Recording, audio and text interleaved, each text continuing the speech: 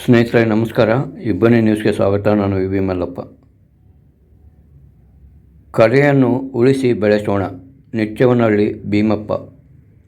ಹರಪನಹಳ್ಳಿ ತಾಲೂಕಿನ ಕೆರೆಗುಡಿಹಳ್ಳಿ ಬಸವೇಶ್ವರ ದೇವಸ್ಥಾನದಲ್ಲಿ ತಾಲೂಕು ಮಟ್ಟದ ಕಲಾವಿದರ 6ನೇ ಸಭೆಯನ್ನು ಕರೆಯಲಾಗಿತ್ತು.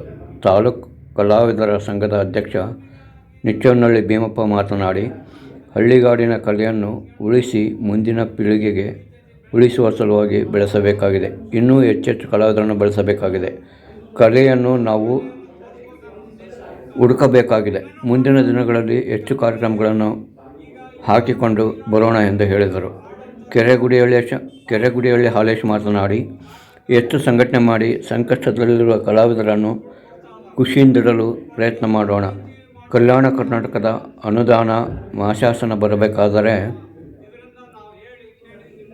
ಕಲಾವಿದರ ಸಂಘಟನೆ ಹಾಗೂ ಬೆಂಬಲದಿಂದ ಹೋರಾಟ ಮಾಡಬೇಕಾಗಿದೆ. ಇತ್ತೀಚಿನ ದಿನಗಳಲ್ಲಿ ಡಿಜೆಗೆ ಮಾರು ಹೋಗಿ ಯುವಕರು ದಾರಿ ತಪ್ಪುತ್ತಿದ್ದಾರೆ. ಸಂಗೀತ ಸಾಹಿತ್ಯ ಉಳಿಯಬೇಕಾದರೆ ಕಲ್ಯಾಣ ಕರ್ನಾಟಕ ಭಾಗದ ಕಲಾವಿದರಿಂದ ಮಾತ್ರ ಸಾಧ್ಯ. ಆದ್ದರಿಂದ ಪ್ರತಿಯೊಬ್ಬರು ಕಲೆಯನ್ನು ಉಳಿಸಿ ಬೆಳೆಸೋಣ ಎಂದು ಹೇಳಿದರು. ಇದೇ ಸಂದರ್ಭದಲ್ಲಿ ಗೌರವಾಧ್ಯಕ್ಷ ಅರಸೀಕೆರೆ ಷಣ್ಮುಖಪ್ಪ, ನಿಚ್ಚವನಹಳ್ಳಿ ಭೀಮಪ್ಪ, ನೂರ್ ಸಾಹೇಬ್, ಗುಡಿಹಳ್ಳಿ ಹಾಲೇಶ್, ಬಸವನಗೌಡ ಪಾಟೀಲ್, ಹೊಸಕೋಟೆ ಜಿ ರವೀಂದ್ರ, ಗೊಂದಾಳಿ ಗೋಪಾಲ್, ರೇವಣಸಿದ್ದಾಚಾರಿ, ಸಾಸ್ವಳ್ಳಿ ಮೂಗನಗೌಡ, ಆದಿಮನಿ ನಾಗರಾಜ್, ಶಂಭುಲಿಂಗನಗೌಡ, ಡಿ.ಕೆ. ಪ್ರಕಾಶ್, ತಿಮ್ಲಾಪುರ ನಾಗರಾಜ್, ಮಾಡ್ಲಗೆರೆ ಶಂಬಣ್ಣ, ಅಣಜಿಗೆರೆ ಭೀಮಣ್ಣ, ಬಾಗಳಿ ವೀರಣ್ಣ, ಬೂದ್ಯಾಳ್ ಬೆನಕಪ್ಪ, ನಾಗರಾಜ್, ಎ. ಬಸವರಾಜ್, ನರಸಿಂಹಪ್ಪ, ಷಣ್ಮುಖಪ್ಪ ಹಾಗೂ ಕಲಾವಿದರು ಹಾಜರಿದ್ದರು.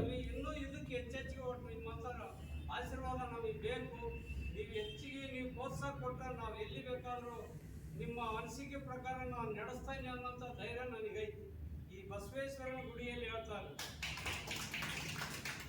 ನಾವೇನು ಹಿಂದಕ್ಕೆ ಏನು ಕಲ್ಯಾಣ ಕರ್ನಾಟಕ ಬರ್ಬೇಕಂದ್ರೆ ನಿಮ್ಮ ಕಲಾವಿದರು ಅಂತಲೇ, ಕಲಾವಿದರು ಸಂಘಟನೆ ಬೆಂಬಲದಿಂದಲೇ, ರೈತ ಸಂಘಟನೆ ಬೆಂಬಲದಿಂದಲೇ, ವಿದ್ಯಾರ್ಥಿ ಸಂಘಟನೆ ಬೆಂಬಲದಿಂದಲೇ, ನಮ್ಮ ಆದಿಮನಿ ನಾಗಣ್ಣರು, ಕಬ್ಬಳ್ಳಿ ಬಸಣ್ಣರು ನಾವೆಲ್ಲರೂ ಸೇರಿ ಇಲ್ಲಿ ಅರಸೀಕೆರೆ ದೊಡ್ಡ ಮಟ್ಟದಲ್ಲಿ ಹೋರಾಟ ಮಾಡಿ ಕಲ್ಯಾಣ ಕರ್ನಾಟಕ ಹೈದರಾಬಾದ್ 371 ಬರ್ಲಿಕ್ಕೆ ಕಾರಣ ಅತಿ ಹೆಚ್ಚು ಇವತ್ತು ಅರಸೀಕೆರೆ ಭಾಗದ ಆದಿಮನಿ ನಾಗಣ್ಣರ ನೇತೃತ್ವದಲ್ಲಿ, ಅಲ್ಲಿ ಹರಪನಹಳ್ಳಿ ಕೋಡಳ್ಳಿ ಭೀಮಣ್ಣರ ನೇತೃತ್ವದಲ್ಲಿ ದೊಡ್ಡ ಮಟ್ಟದಲ್ಲಿ ಹೋರಾಟ ಮಾಡಿ ಇವತ್ತು ಪ್ರತಿಯೊಂದು ಮಕ್ಕಳಿಗೆ ಏನಾದರೂ ವಿದ್ಯಾಭ್ಯಾಸಕ್ಕಾಗಿರ್ಬೋದು, ಕಲ್ಯಾಣ ಕರ್ನಾಟಕ ಅನುದಾನ ಆಗಿರ್ಬೋದು, ಮತ್ತೆ ಕಲಾವಿದರಿಗೆ ವಿಶೇಷ ಅನುದಾನ ಕಲ್ಯಾಣ ಕರ್ನಾಟಕ ಸಿಗ್ತಂದ್ರೆ ಅದು ಹೈದರಾಬಾದ್ ಕರ್ನಾಟಕ ಹೋರಾಟದಿಂದ. ಹಾಗಾಗಿ ಇವತ್ತು ನೀವು ಏನು ಕಲಾವಿದರು ನಿಮ್ಮ ಸಂಘಟನೆ ಕಟ್ಟಿಗಂತ ನೀವು ಅದ್ರ ಬಗ್ಗೆ ಸರ್ಕಾರಕ್ಕೆ ಮತ್ತು ಪೂರ್ಣ ಸರ್ಕಾರಗಳು ಕಣ್ಣಿದ್ದು ಕುಳ್ಳರೈತಿ ಕಾಣ್ತಾರೆ. ನಾವು ಅದನ್ನ ಎಚ್ಚರಿಸಬೇಕಾಗಿದೆ.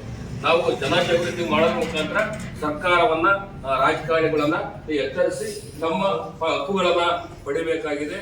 ಹೀಗಾಗಿ ಇವತ್ತು ಸ್ವತಂತ್ರ ಬಂಧುರರಾಗಿರ್ಬೋದು, ಮತ್ತೆ ಇಲ್ಲೇನಾದ್ರು ಸಮಸ್ಯೆ ಆದಾಗೆ ಜನಜಾಗೃತಿ ಮುಖಾಂತರ ಜನಪದ ಮತ್ತು ಕ್ರಾಂತಿಗೀತಿ, ಭಾವಗೀತಿ, ಭಕ್ತಿಗೀತಿ ಎಲ್ಲ ಹೇಳೋದ್ರ ಮುಖಾಂತರ ಜನಜಾಗೃತಿ ಮಾಡಿ ಇವತ್ತು ನೀವು ಜನರನ್ನ ಎಚ್ಚರಿಸಿದ್ರಿ. ಇವತ್ತು ಧಾರ್ಮಿಕ ಕಾರ್ಯಗಳಲ್ಲಿ ಭಾಗವಹಿಸಿದ್ರಿ. ಮತ್ತೆ ದೊಡ್ಡ ದೊಡ್ಡ ಏನೋ ಸಾಹಿತ್ಯ ಸಮ್ಮೇಳನ ಅಲ್ಲಿ ಹೋಗಿ ಜಾಗೃತಿ ಮಾಡ್ತೀರಿ. ನೀವು ಸೇರಿದ್ರೆ ವಿಶೇಷವಾಗಿ ಜನ ಒಂದು ಏನೋ ನೆಗೆಟಿವ್ ಇರ್ತಕ್ಕಂಥದ್ದನ್ನ ಪಾಸಿಟಿವ್ ಬರ್ಲಿಕ್ಕೆ ಜನ ಕಾರಣ ಅಂದ್ರೆ ನೀವೇ ಕಾರಣ. ಸಂಗೀತಗಾರರು, ಹಾಡಗಾರರು, ಜನಪದ ಕಲಾವಿದರು, ಸೋಮನ ಪ್ರತಿಯೊಂದು ಸಂಗೀತಗಾರರು. ಹಾಗಾಗಿ ಇದು ಈ ಇತ್ತೀಚಿನ ದಿನಮಾನಗಳಲ್ಲಿ ಟಿವಿ ಮತ್ತೆ ಮೊಬೈಲ್ ಬಂದು ಮತ್ತೆ ಕೆಲವೊಂದು ಜಾಗತೀಕರಣ ಬಂದ ಮೇಲೆ ಇವತ್ತು ಕಲೆ ಕೂಡ ನಶಿಸಿ ಹೋಗ್ತದೆ, ಕಲೆ ಕೂಡ ಕೊಲೆ ಆಗ್ತದೆ.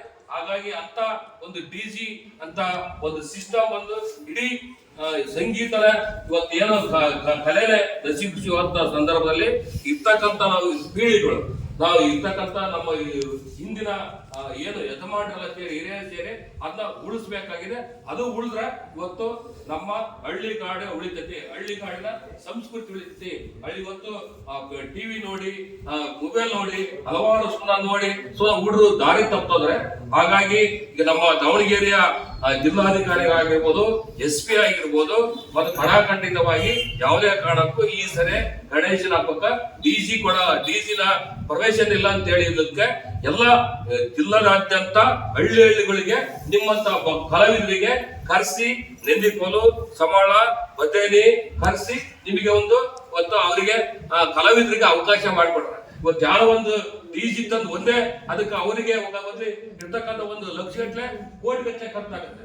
ಒಬ್ಬರಿಗೆ ಒಂದು ಟೀಮಿಗೆ 15, 21, 50,000 ಕೊಟ್ರೆ ಅಲ್ಲಿರ್ತಕ್ಕಂಥ ಬದುಕ್ತಾರ, ಕಲಾವಿದರು ಬದುಕ್ತಾರ.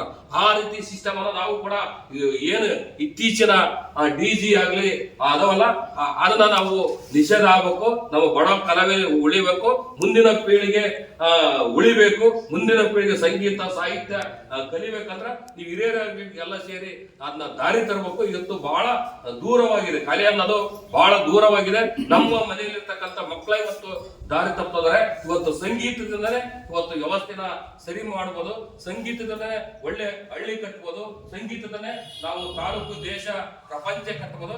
ಸಂಗೀತ ಏನಾದ್ರು ಅಲ್ಲಿ ಕಲೆ ಅಂತಂದ್ರೆ ಇವತ್ತು ದೇಶನ ಹಾಳಾಗಿ ಹೋಗುತ್ತೆ, ಯಾವುದು ಕೂಡ ಉಳಿಯಲ್ಲ. ಹಾಗಾಗಿ ನಾವು ಸಂಗೀತ ಸಾಹಿತ್ಯ ಉಳಿಬೇಕಂದ್ರೆ ನಾವು ಕಲ್ಯಾಣ ಕರ್ನಾಟಕದ ಭಾಗದಲ್ಲಿ ಇರ್ತಕ್ಕಂಥ ಎಲ್ಲರೂ ಕೂಡ ಕಳೆ ಇರ್ತಕ್ಕಂಥದ್ದು. ನಿಮ್ದು ಎಲ್ಲ ರೈತರ ಕುಟುಂಬದಲ್ಲಿ, ಕೂಲಿಕಾರಿ ಕುಟುಂಬದಲ್ಲಿ ಹುಟ್ಟಿರ್ತಕ್ಕಂಥದ್ದು. ಇವತ್ತು ಯಾರಿಗೆ ಬಹಳ ಭಯಂಕರ ಭಾರಿ ಶ್ರೀಮಂತರಿಗೆ ಬರಲ್ಲ. ನಮ್ಮ ಕಲೆ ಉಳಿಬೇಕನ್ನೋದು ಒಂದು ಕೂಲಿ ಮಾಡೋಂತಾರೋ ರೈತರ ಕುಟುಂಬದಲ್ಲಿ, ಕಾರ್ಮಿಕರ ಕುಟುಂಬದಲ್ಲಿ ಅದು ಕಳಕಳಿ ಇದೆ. ಇವತ್ತು ಆ ಕಳಕಳಿ ಇಟ್ಕೊಂಡ್ರಲ್ಲ ನಮಗೆ ತುಂಬಾ ಖುಷಿಯಾಗಿದೆ. ನಿಮ್ ಕೆಲಸ ಎಲ್ಲ ಬಿಟ್ಟು ಕೂಡ ಬಂದು ಇವತ್ತು ನಮ್ಮ ಗ್ರಾಮೀಣ ಕಲೆಯನ್ನ ಉಳಿಸ್ಬೇಕಂತ ಹೇಳಿದ್ರೆ ಬಹಳ ಸಂತೋಷ ಆಗಿದೆ. ಅದಕ್ಕೆ ಆ ನಿಟ್ಟಿನಲ್ಲಿ ಎಲ್ಲ ನಮ್ಮ ಸಂಘಟನೆ, ರೈತ ಸಂಘಟನೆ, ವಿದ್ಯಾರ್ಥಿ ಸಂಘಟನೆ, ಆದಿವಾಸಿ ನಾಗಣ್ಣ ನಾವೆಲ್ಲರೂ ಸೇರಿ ಕೂಡ ನಿಮ್ಮ ಜೊತೆಗೆ ಸದಾ ನಿಮಗೆ ಬೆಂಬಲವಾಗಿರ್ತೇವೆ, ನಿಮ್ ಜೊತೆಗೆ ಇರ್ತೀವಿ ಅಂತೇಳಿ ನನಗೆ ಮಾತಾಡಕ್ಕೆ ಅವಕಾಶ ಮಾಡಿ ತಮ್ಮೆಲ್ಲರಿಗೂ ಧನ್ಯವಾದಗಳು. ಸಿದ್ಧನಾಗಿರಿ. ಅಂತವೇನಾರ ಇದ್ದಾಗ ನೀವು ಅದಕ್ಕೆ ಭಾಗವಹಿಸಿ ಕೇಳ್ರಿ. ನಾವು ಇಂತಿಂತ ಕಾರ್ಯಕ್ರಮ ಮಾಡೋಕ್ಕೂ ಇದಕ್ಕೆ ಹೆಂಗ್ ಮಾಡೋಣಪ್ಪ ಅಂತಂದೇಳಿ ನಮಗೆ ಗೊತ್ತಿದ್ದೊಟ್ಟು ಹೇಳ್ತೀವಿ. ನೀವು ದೊಡ್ಡ ಕಲಾವಿದರಾಗಿರಿ. ನಮ್ಮ ಕಡೆಯಿಂದ ಸಲಹೆ ತಗೋಂತ ಕಲಾವಿದರು ಏನೋ ಅಲ್ಲ. ಆದ್ರೂ ಮತ್ತೆ ಏನೋ ಒಂಥರ ನಡುವೆ ಗ್ಯಾಪ್ ಆಗ್ಯಾವಲ್ಲ. ಈಗ ಹೇಳಿದ್ರಿ ರಾಜ್ಯ ಮಟ್ಟಕ್ಕೆ ನಮ್ಮ ಬಾಗಳೆಯವರು, ಆಮೇಲೆ ಹರಪಳ್ಳಿ ನೂರು ಸಾಹೇಬರು ಇದು ಮಾಡ್ಲಿಕ್ಕೆ ಎಲ್ಲಿ ಬೇಕಲ್ಲಿ ಹೋದ್ವಿ ಅಂತ ಅಂದ್ರು. ಆದ್ರೆ ನಡುವೆ ಗ್ಯಾಪ್ ಆಗೈತಿ. ಗ್ಯಾಪ್ ಆದಾಗ ಸ್ವಲ್ಪ ಅದ್ರ ಮರವು ಹೋಗ್ಬಿಡ್ತೈತಿ. ಅದಕ್ಕೆ ಹೊಸದಾಗಿ ಅದನ್ನ ಮನವಿ ಗ್ಯಾಪ್ನ ಮಾಡ್ಕೊಂಡು ಅದನ್ನ ಮುಂದರ್ಸ್ಕೊಂಡು ಹೋಗನ್ರಿ. ಯಾರು ಬಯಲಾಟದಾರ ಅಂತಾರೆ ಏನಾರು ಇದ್ದಾರೆ ನೀವು ಅದನ್ನ ಹೇಳ್ರಿ, ಬಯಲಾಟ ಹಾಕ್ಸ್ಕೊಂಬರನ್ರಿ. ನಾವು ನಿಮ್ ಜೊತೆಗೆ ಬರ್ತಾವಿ, ಹೇಳೋಣ, ಹೇಳಿ ಇದು ಮಾಡೋಣ. ತರಬೇತಿ ಮಾಡ್ಸೋರಿದ್ರೆ ನೋಡ್ರಿ ಅಂತಾರಿದ್ರು ಅದಕ್ಕೂ ಕೊಡ್ತಾರ. ಅದನ್ನೆಲ್ಲ ಅನುಕೂಲ ಮಾಡೋಕೆ ಒಂದು ಸರ್ಕಾರ ಮುಂದೆ ಬಂದೈತಿ. ಕೇಳಿದ್ರೆ ನಾವು ಕೊಡ್ತೇವೆ ಅಂತ ಹೇಳ್ಯಾರ. ಅದನ್ನ ನಿಮ್ ಗಮನಕ್ಕೆ ಹಾಕೇನಿ.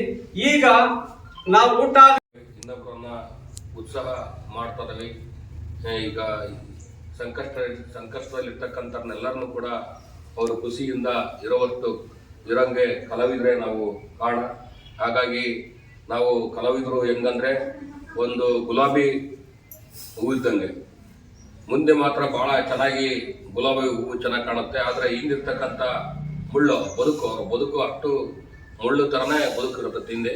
ಹಾಗಾಗಿ ಅದನ್ನು ನಾವು ಆ ಕಲಾವಿದರನ್ನ ಬದುಕು ಕಟ್ಕೊಳ್ಳಲಿಕ್ಕೆ, ಕಲಾವಿದರು ಸಂಘಟನೆ ಬೆಳಲಿಕ್ಕೆ ನಾವು ಮಾಡಬೇಕು ಅಂತೇಳಿ ಹೇಳಿದರೆ, ಹಾಗಾಗಿ ಇತ್ತೀಚಿನ ದಿನಮಾನಗಳಲ್ಲಿ ಕೂಡ ನಮ್ಮ ನೆಲದ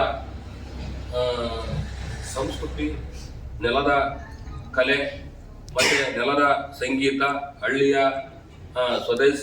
ಸ್ವದೇಶಿ ನಾವು ಹಾಡು ಆಗಿರ್ಬೋದು, ಸಂಗೀತ ಆಗಿರ್ಬೋದು, ಸ್ವದೇಶಿಯ ನಮ್ಮ ಹಳ್ಳಿನ ಜನಪದ ಕಲೆ ಆಗಿರ್ಬೋದು, ಸೋಪಾನ ಆಗಿರ್ಬೋದು, ನಮ್ಮ ಹಳ್ಳಿಗಾಡಿನ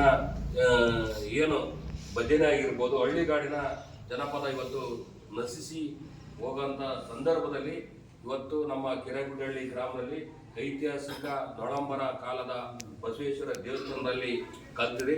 ನಾವು ಕೂಡ ತಮ್ಮೆಲ್ಲರಿಗೂ ಕೂಡ ನಮ್ಮ ಗ್ರಾಮದ ಪರವಾಗಿ ಅಭಿನಂದನೆ ತಿಳಿಸ್ತಾ, ಹಾಗಾಗಿ ಈ ಒಂದು ಹೋಗಿ ಯಾವುದೇ ಕಾರ್ಯಕ್ರಮ ಕೊಟ್ಟರು ನಮ್ಮ ಅರ್ಪಣೆಗೆ ಮೀಸಲಾಗಿ ಕೊಡ್ಬೇಕು ನಾವು.